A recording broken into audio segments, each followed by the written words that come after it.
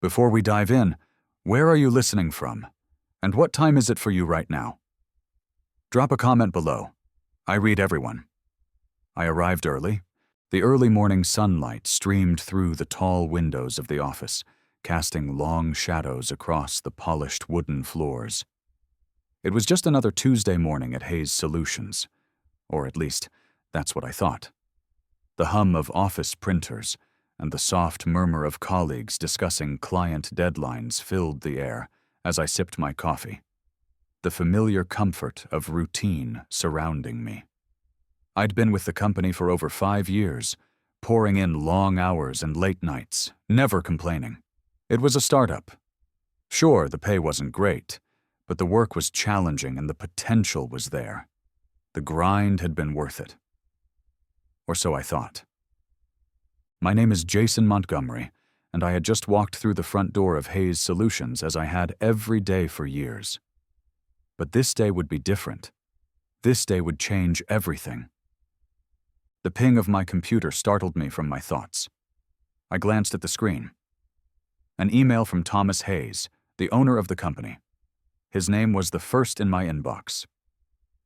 The subject line read, "URGENT. Please meet in my office immediately." I stared at the words, a sudden knot forming in my stomach. Thomas had been distant lately, but we had always kept things professional. No personal issues, no drama. My performance reviews had been solid, my recent project launch was a success, and things had been running smoothly. At least, that's what I thought. So, why the urgency? I felt a twinge of anxiety as I grabbed my notebook and headed toward the boss's office.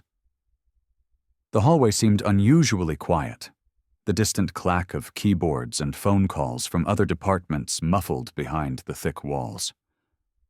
"What is going on?" I arrived at his office door, my mind racing. I knocked twice before hearing the faint, "Come in." I pushed the door open slowly, stepping into his dimly lit office, where Thomas sat behind his sleek, modern desk, his sharp eyes not even bothering to look up as I entered. "Jason," he said flatly, still typing something on his laptop. "Sit down." I hesitated for a moment, then lowered myself into the chair across from him, my pulse quickening. This wasn't a casual meeting. I could feel it in the air, thick with tension. He finally looked up, locking eyes with me, his expression unreadable. "Jason," he started, his tone cool, professional, almost detached. "I want to let you know that after reviewing the team's performance over the last quarter, I've made the decision to let you go. You're being terminated effective immediately." The words hit me like a freight train. My mind scrambled to catch up, but all I could hear was the steady beat of my heart in my ears. Terminated? Effective immediately? For a second, I thought I'd misheard him. "Wait. What?" I stammered, blinking rapidly, trying to process what had just happened. "Thomas, I don't understand. I've been working my ass off. I just wrapped up the Evans contract. The numbers are better than projected. What are you talking about? Why?" But he just stared at me, his lips pressing into a thin line. "It's nothing personal, Jason," he said, his voice stiff. "You just don't fit the vision we're trying to pursue anymore. You're not a part of the future of this company." The words felt like daggers, each one punctuating the very core of everything I had built here. I had given everything to Hayes Solutions, my best ideas, my energy, my time. And this was how it ended? Just like that? I could feel my hands trembling as I looked down at the severance package he pushed across the table toward me. "Here's the paperwork. Take some time to go over it. You'll receive a fair severance, but I need you out of the building by the end of the day." Fair severance? That was it? My stomach churned, and I fought to keep my voice steady. "You can't be serious. After everything I've done for you, you're just going to what? Fire me like I'm some kind of disposable employee?" Thomas sighed, leaning back in his chair, looking almost bored. "Jason, you're a great guy, but this is a business decision. I've got bigger plans, and unfortunately, you're not a part of them. I'm sorry, but it's done." I sat there for what felt like an eternity, every second dragging, as if the room were closing in on me. This wasn't happening. This wasn't real. I had been loyal. I had worked harder than anyone else on that team. And now, after all of that, I was just being tossed out like yesterday's trash? How did this happen? The question bounced around in my head, but there was no answer. I stood up, feeling numb, my mind a whirlwind of confusion and rage. I grabbed the severance package, which felt like a cruel joke in my hands. As I turned to walk out of his office, Thomas added one last thing, almost as an afterthought. "Good luck, Jason," he said, his voice devoid of any real emotion. "I'm sure you'll land on your feet." I didn't respond. Instead, I walked out of that office, down the hallway that had once been filled with familiarity, and straight towards the elevator. It was only as the doors closed behind me that I allowed myself to take a deep breath, the pressure in my chest threatening to crush me. But the anger was there too. He had just destroyed my future, with no explanation, no remorse. I felt the heat rising in my veins, the sting of humiliation. For a moment, I considered walking away. There were other jobs out there, right? I could find something new, start over. But then another thought crept in. Why should I just walk away? I had worked my whole life for this, for success, for respect.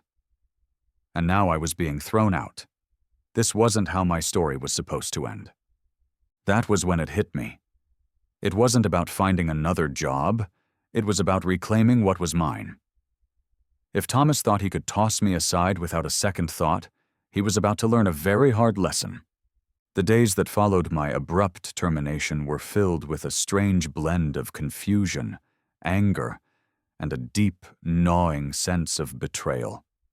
As I walked away from Hayes Solutions that last time, clutching the severance package that felt more like an insult than a lifeline, a single thought echoed in my mind. This isn't over. I wasn't about to let Thomas Hayes, or anyone else, decide how my story ended. No, I was going to rewrite it myself. The first few days after being fired were a blur. I spent a lot of time just processing, grappling with the enormity of what had happened. I'd been in a daze, thinking I would just bounce back, land another job, maybe something better, and move on. But the reality of the situation settled in quickly. I wasn't going to find another job easily, not in the same industry, not in the same capacity, not after this. I wasn't just fired. I was humiliated. But even in that haze, something inside me clicked. Something deep, almost primal, told me that this wasn't the end of my story. This was merely the beginning. If Hayes Solutions was so quick to dismiss me, what would stop me from building something better? Something of my own? I couldn't stop thinking about what had gone wrong in the office, about the way Thomas had looked at me that last time. So cold, so detached. It felt like he had already written me off as a failure. But the one thing Thomas never understood about me was that failure wasn't an option. Not for me. I took the next few weeks to focus on what mattered. The plan. The first step was simple: learning everything I could about business. Sure, I'd been in the corporate world for 5 years, but the reality of running a company from the ground up was different from climbing a corporate ladder. I spent hours every day reading articles, watching business documentaries, listening to podcasts, and immersing myself in anything I could find that would teach me about entrepreneurship, business strategy, and leadership. I wasn't looking for a quick fix or a shortcut. I knew there was no magic formula. I dove into understanding market trends, finances, and customer needs. Slowly, I began to build a mental blueprint of what I needed to do. I could feel the shift within me. The man who had once been dismissed as just another employee was now transforming into someone with the vision, grit, and ambition to take on the very industry that had turned its back on him. But knowledge alone wasn't enough. I needed something more. What did I need to make this work? The answer came to me like a light bulb flicking on in a dark room. Connections. I had to leverage my network. I wasn't going to be able to start from scratch with just an idea. I needed people who believed in what I could do. I needed investors. I needed clients. I needed a team. And so I started reaching out. I used LinkedIn, old contacts from Hayes Solutions, and even friends from college to start laying the groundwork for something bigger. Slowly, I began to amass the resources I needed to turn my vision into reality. One of the first people I reached out to was my former colleague, Marcus, who had been one of the few people who'd always had my back at Hayes Solutions. We'd worked together on several projects, and while he wasn't as high up as me in the company's structure, he was brilliant. He had the technical knowledge I needed to develop the kind of product I had in mind. It didn't take much convincing. Marcus was ready to jump ship from Hayes just like me, and together we started building a team. I started to build something entirely new, Nexus Innovations. The name was simple, but it carried weight. It wasn't just about technology, it was about being the connection between the old world of corporate giants and the new, more agile startups that were shaking things up. Nexus wasn't just a company. It was my statement, my retaliation, my rise from the ashes. But building a startup wasn't easy. It was a grind, and I knew it. Every night, I worked until my eyes burned, drowning in business plans, product designs, investor pitches, and anything else I could get my hands on. I would wake up early, prepare breakfast, hit the gym for a quick workout to clear my head, then jump straight into the grind again. There were days when I barely slept. My mind was constantly racing, constantly analyzing. The stakes were high. I had no backup plan. There was no safety net. This was all or nothing. But there was a strange sense of peace in all of it. As exhausting as it was, I felt more alive than I had in years. Each day brought me closer to something bigger, something better. And the people I brought on board were just as passionate, just as driven. Together we worked day and night to make Nexus the company I knew it could be. We spent months building prototypes, refining our product, and, most importantly, developing a reputation in the industry. Then came the hard part, funding. I'd always heard that raising capital was one of the hardest parts of building a company. You had to prove yourself, prove that your idea was worth the investment. Without capital, your idea was just a dream. I knew I had a solid product, but would anyone else see it the same way? I started meeting with investors. Some listened, some didn't. Some offered me pennies. Others showed no interest at all. It was frustrating, demoralizing at times. But with every rejection, I became more determined. One night, after what felt like my 1,000th no, I sat in my small office, staring at my laptop screen. I was exhausted. I wanted to quit. I wanted to go back to bed and forget about it all. But I couldn't. I wouldn't. What was I doing this for? Was it worth it? The question lingered in the air, but the answer came quickly. It was worth it because this was my future, my chance to prove everyone wrong, to prove that even when the world pushes you down, you can rise up stronger. This was the only chance I had to get everything I wanted, to take control of my life, my career, and my destiny. So I sent another email, another pitch, another investor, and this time it worked. By the end of that month, I secured enough seed money to take Nexus to the next level. The company began to take off. The momentum was undeniable. The product? It was revolutionary, solving problems no one had even realized needed solving. And soon, people began to take notice. Small victories snowballed into bigger ones. Our client base grew, and our reputation began to build. We weren't just a startup anymore. We were a legitimate contender in the industry. But despite all the progress, one thing stayed at the back of my mind. What was my ultimate goal? What did I want to prove? As I stood in front of a room full of investors, pitching the future of Nexus, I knew I was closer than ever to achieving my ultimate goal. But there was something even bigger on the horizon. I had a chance to turn the tables on Thomas Hayes and Hayes Solutions, to make a statement. But how far would I go? How much was I willing to risk? Would my next move be the final push that would send everything into motion? Or would it all fall apart? What was my next move? Was I ready to take on Hayes Solutions head-on? And what would that mean for me and them if I did?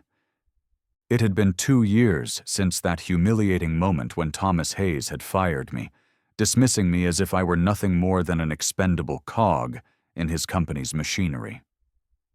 In that time, Nexus Innovations had become a force to be reckoned with.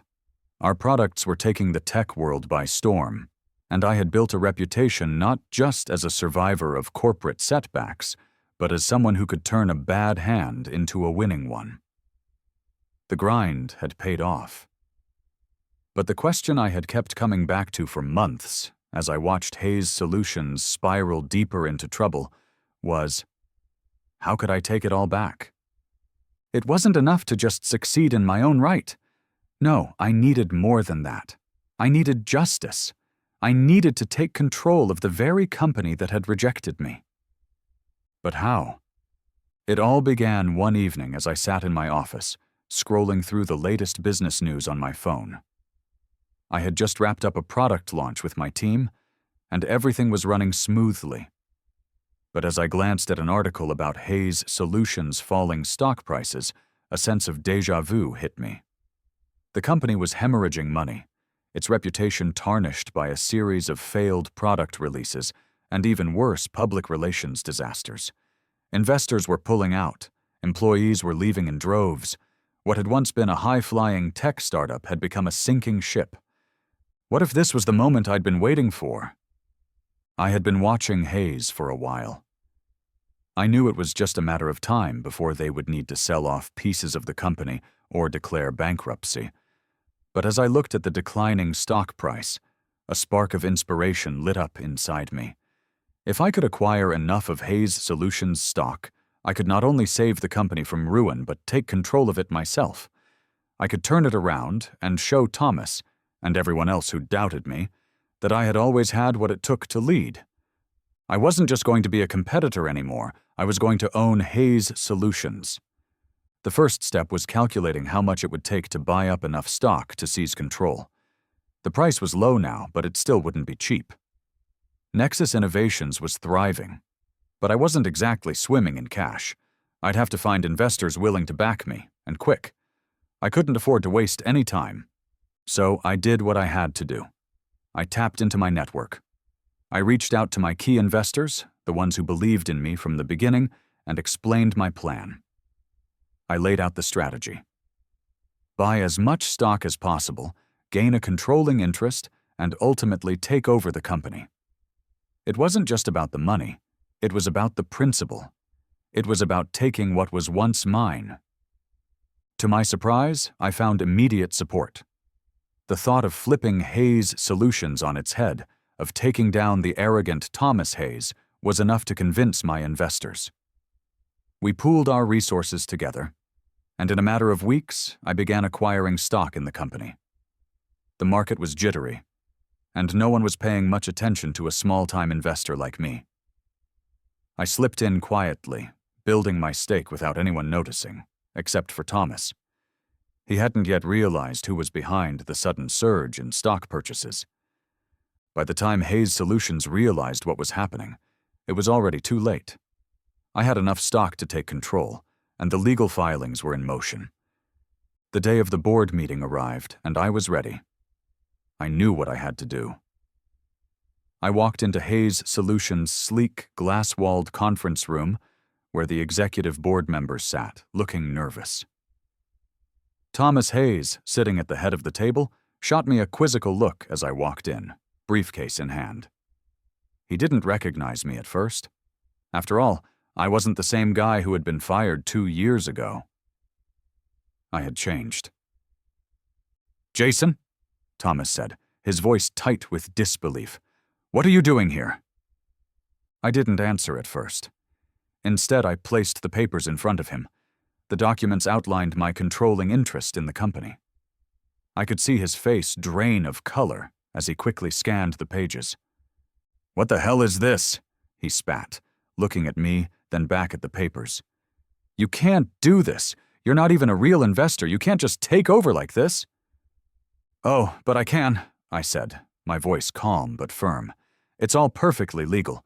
You see, Thomas, I've been buying stock in your company for the last few months, enough to gain a controlling interest, and now I'm the majority shareholder." He froze. His jaw tightened, his hands shaking as he tried to process what was happening. I could tell he was desperate, scrambling for some sort of way out. But there was nothing he could do. It was over. This is impossible," Thomas stammered. "You're just some employee who got lucky. You have no idea what it takes to run a company. I cut him off. "I know exactly what it takes, Thomas. I've been running my own company for the last 2 years. I've built Nexus from the ground up, and I've learned more in that time than I ever did working under you. You just didn't see it."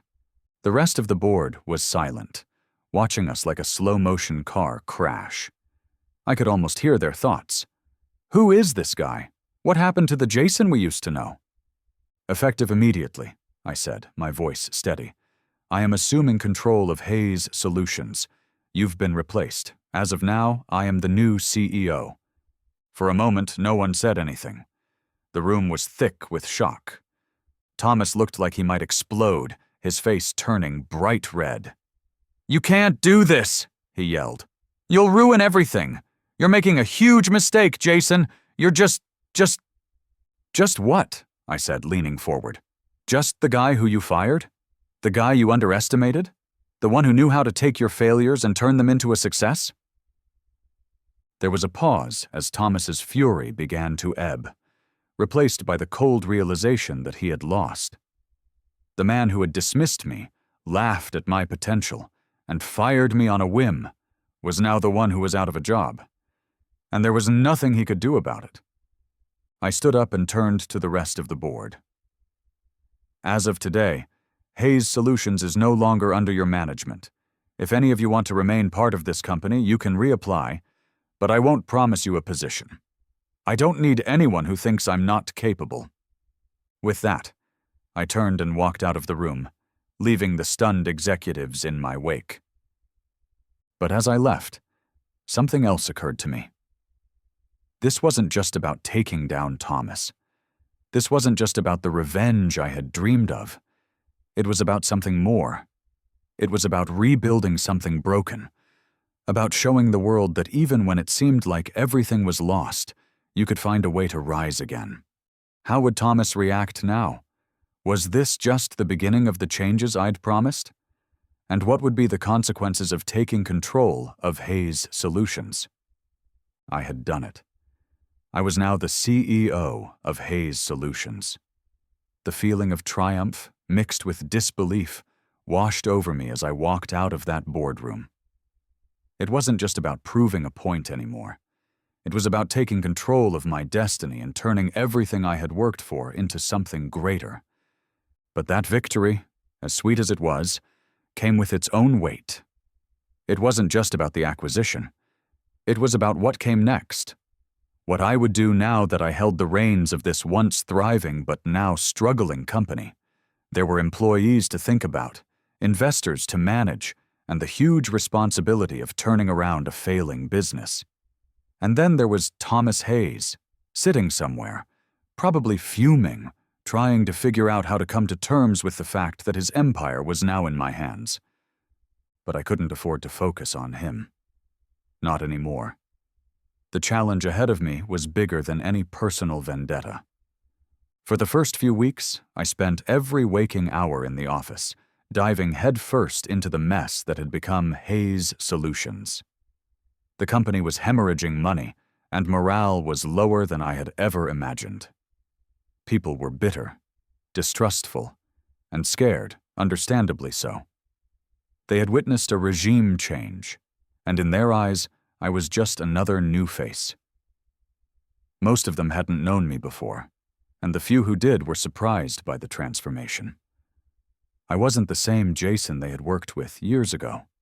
I had evolved, and now I had to prove that I was the leader they needed. The first thing I did was listen. I walked the halls, talked to employees at all levels of the company, from the janitors to the department heads. I wanted to understand what had gone wrong. Why had things fallen apart so quickly? What had Thomas Hayes missed? What had they all missed? The answers were stark. A lack of vision, a culture of fear. Employees didn't feel valued or heard. There had been a constant pressure to deliver results at any cost, but with no real guidance or support. The company had been run like a dictatorship, with Thomas at the top, isolated and untouchable. It was no wonder that things had imploded.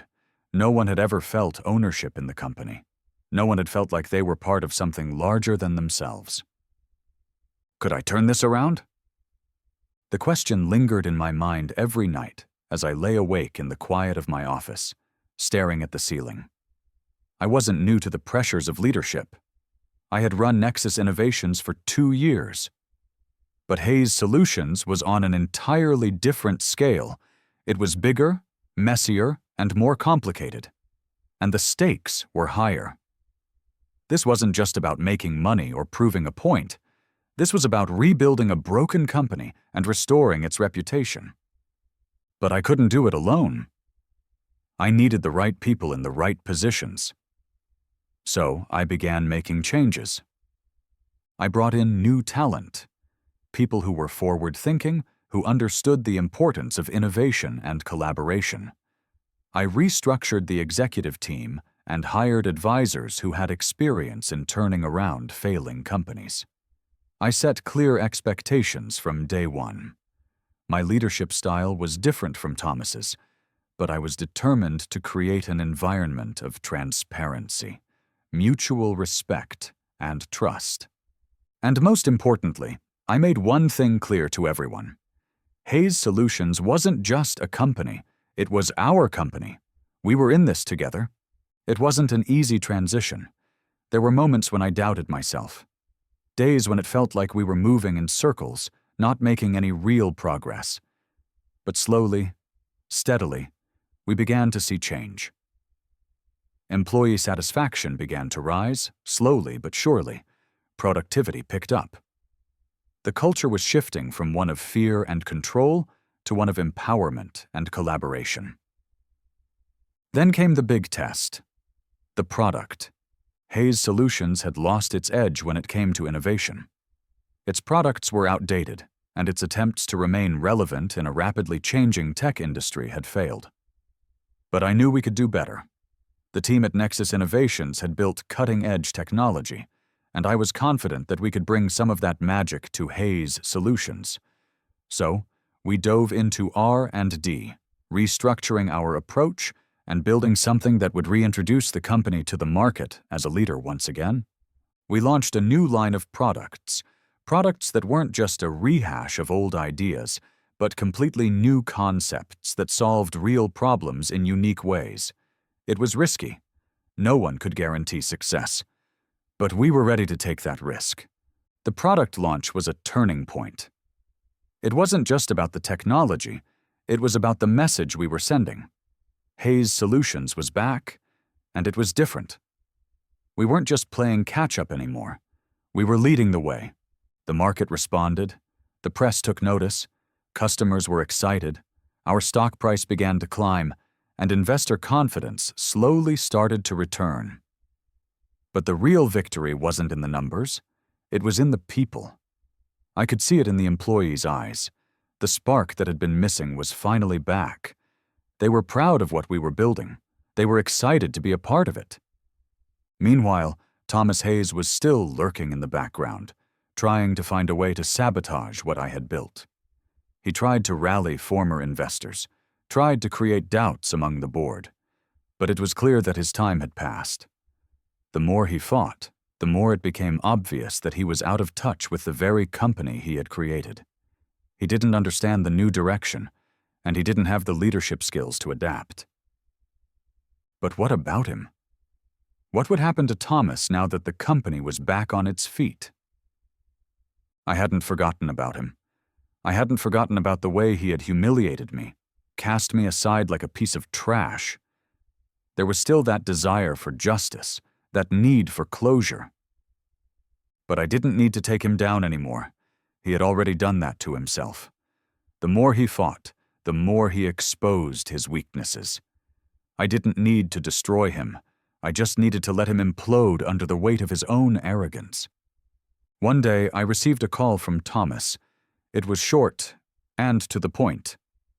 "You've won," he said, his voice cold and defeated. "I'm out. I'll sell my remaining shares. I can't do this anymore." I didn't respond immediately. Instead, I just let the silence hang between us. Then I spoke, my voice calm but final. "You don't get to walk away from this, Thomas. You've lost, and no matter what you do now, there's nothing you can do to change that." The call ended with a click, and I sat back in my chair, the weight of everything finally lifting off my shoulders. The next few months were a blur of success and reinvention. Hayes Solutions had not only stabilized, but it had become a beacon of innovation in the tech world once again. The company's reputation was restored, and employees were thriving in an environment built on trust and respect. As for me, I had done it. I had turned my worst moment into the foundation for something incredible. I had taken back control, not out of revenge, but out of necessity, out of the desire to build something that was truly mine. And now I could look back with a sense of peace. The man who had once been fired, humiliated, and dismissed was now the one who had rebuilt an empire. What would happen next? Would Hayes Solutions continue to thrive, or would the industry change again, and would we be able to stay ahead? What was my next big challenge, now that I had taken down Thomas? The questions I had once asked, back when I was fighting to build something from nothing, seemed so distant now. Would Hayes Solutions continue to thrive? Would I be able to stay ahead of the competition? What was next for me, now that I had truly made it? But as the months turned into years, I began to realize something. The fight wasn't over. Not because the company was in danger, but because there would always be new challenges to face. Business wasn't about winning once and then relaxing. It was about continuously pushing the envelope, about redefining success time and again. As Hayes Solutions solidified its place as a leader in the tech industry, I found myself constantly looking forward. The work that had gone into getting here was enormous, but it was only the beginning. I wanted more than just to preserve what I had built. I wanted to shape the future. A few years after my acquisition, I sat in the same boardroom where it all started. The glass windows overlooked a city now full of possibilities. My team had become my second family. And for the first time in my life, I felt a deep, genuine sense of belonging. The journey had come full circle, and I realized that this wasn't just about taking down Thomas Hayes. It wasn't even about revenge. It was about redemption, about showing that the underdog could rise to the top, and more importantly, that true leadership was about serving others, about creating something that mattered, not just for yourself, but for everyone involved. The employees who had stuck with me from the beginning, the ones who believed in the vision, were now enjoying the fruits of their labor. They had grown, flourished, and, just like me, transformed from a place of survival to a place of achievement. And then, one afternoon, the call came in. It was from Thomas. "Jason," he began, his voice rough, unsure. "I've been watching what you've done with Hayes Solutions. I can't deny it anymore. You've turned it around.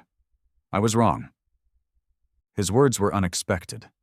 Humbling, even. The man who had fired me with disdain, the one who had tried to hold me back, was now acknowledging my success. "I was wrong to let you go," Thomas continued, his voice tinged with regret. "I couldn't see it back then. But I'm glad you proved me wrong."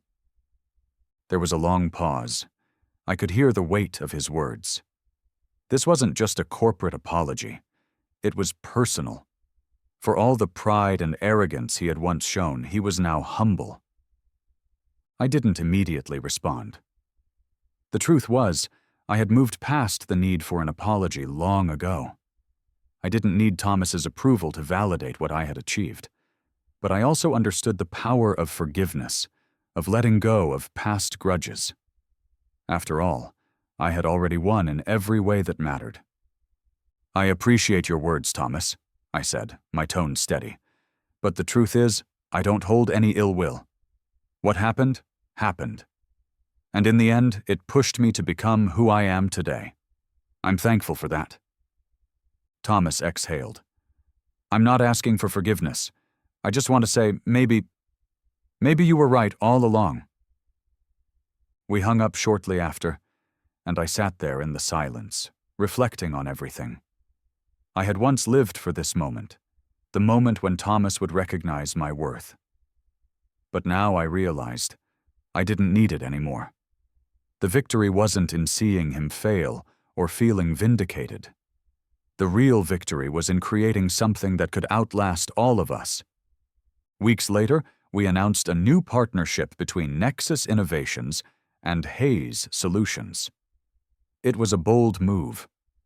My old company and the one I had taken over were now collaborating on a groundbreaking project to change the landscape of AI and consumer technology. I had achieved what many thought was impossible. Not only had I taken control of Hayes Solutions, but I had transformed it into something that could stand on its own, something that could be a catalyst for even greater things to come. And Thomas? He didn't need to be part of the new venture. He had faded into the background, stepping aside for good. He had left behind a legacy of mistakes, but also one that helped me learn and grow. There was a time when I wanted to destroy him, but now I realized I didn't need to. I had already surpassed him in every way that mattered. As the final year of my transformation came to an end, I found myself standing on stage at a major tech conference, addressing thousands of eager young entrepreneurs, innovators, and dreamers. It was the same stage where I had once dreamed of standing as a kid, only now I was there to inspire others, to tell my story, not just of success, but of resilience. The crowd erupted into applause as I finished speaking. It was a feeling I couldn't describe, knowing that my journey had come full circle, that the road I had traveled was one that had shaped not only my life, but the lives of those around me. I had gone from being fired, humiliated, and dismissed to standing at the helm of a company that was now a pillar of innovation. But as the applause died down, and I stepped off the stage, I looked around and realized something. The journey wasn't just about one moment of triumph. It was about everything that led up to it, and everything that would follow. I wasn't done yet. I still had dreams, ideas, and goals to pursue. The road ahead was still long, and there was still so much to do. I had learned something important over the years. Success was never about the destination. It was about the journey, the people you met along the way, the lessons you learned, and the way you chose to grow, evolve, and transform. And for the first time in my life, I was truly free.